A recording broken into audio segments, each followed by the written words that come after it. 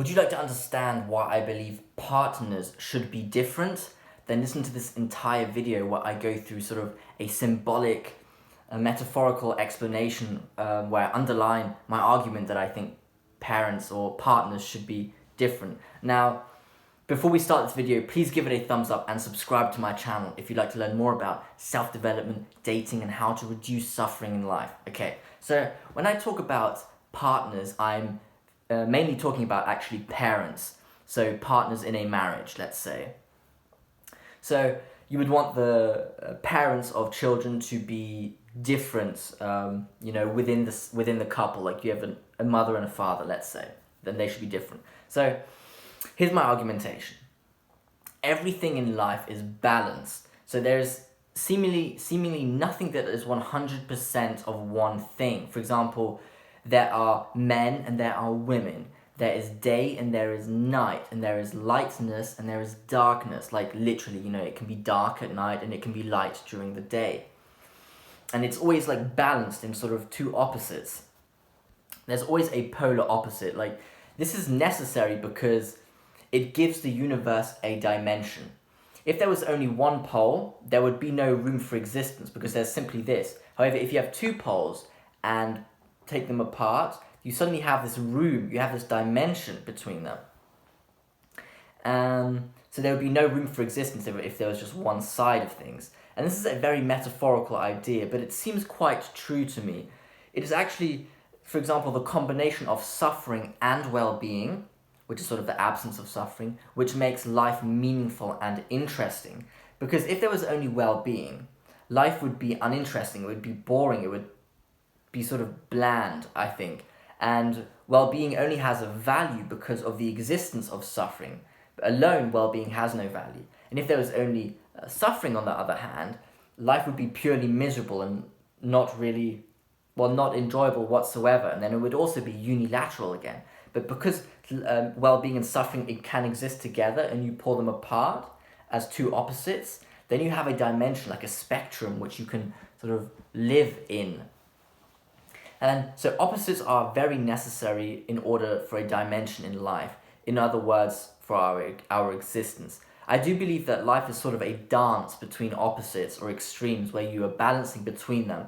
And sometimes you tilt a little bit too much to one side, and when you tilt too far, you actually lose connection to the reality of life, which is that there are opposites. You sort of radicalize, and that's unhealthy. Because here's another sort of symbolism which I really like. This is created by Jordan Peterson, I believe, or he adopted it from somewhere else, but this is his idea, that life is like the world sits on the back of a snake, or like a reptile. And that's sort of the universe, and it's moving. And this is also sort of adopted from the Ouroboros symbol, this sort of infinitely eating snake. It's this snake that keeps moving sort of eternally. Now the world sits on the back of this snake's back, and it moves, which is sort of the duality of life. You're sort of moving from one pole to the other, and it's always moving between the spectrum. And you are aligned with the truth of reality when you move with the snake and you sit perfectly on top of the back.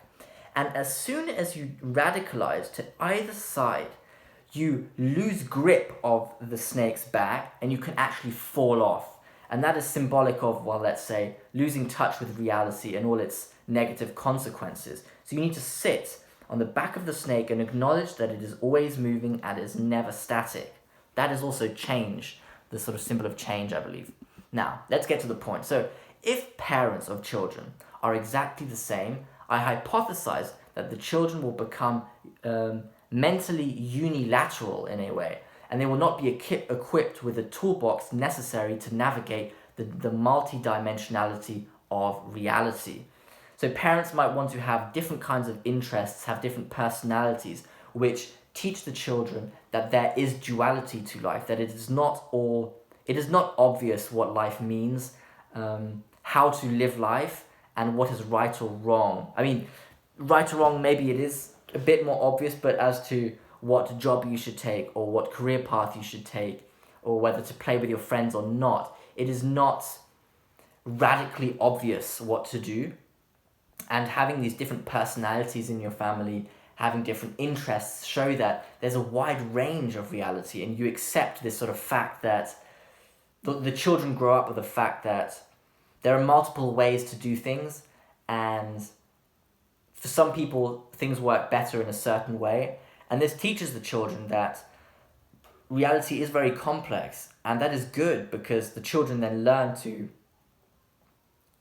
sort of get a taste of what reality really is and not lose touch with it, because if you lose touch with it, you sort of lie to yourself, and then many pathological effects can arise from that, which really can increase your suffering and actually ruin your life permanently, which can be the case.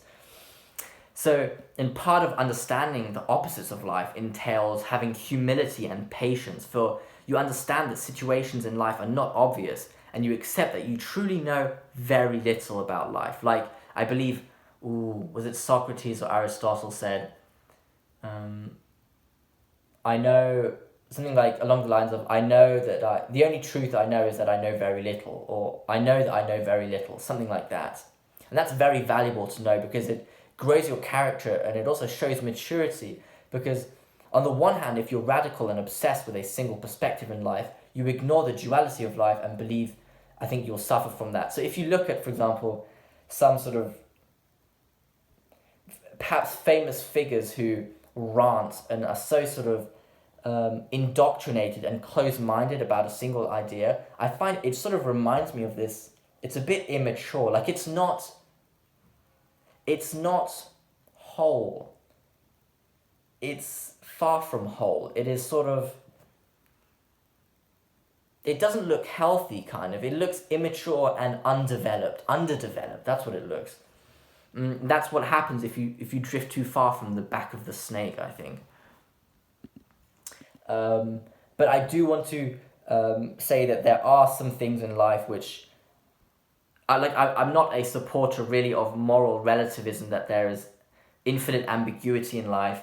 I do think there are sort of these truths of reality, that sort of some ethical standards that should be followed, which are sort of better to follow than other standards. For example, I would say working hard and showing empathy, let's say showing empathy is a better, or feeling empathy is a better value than, let's say,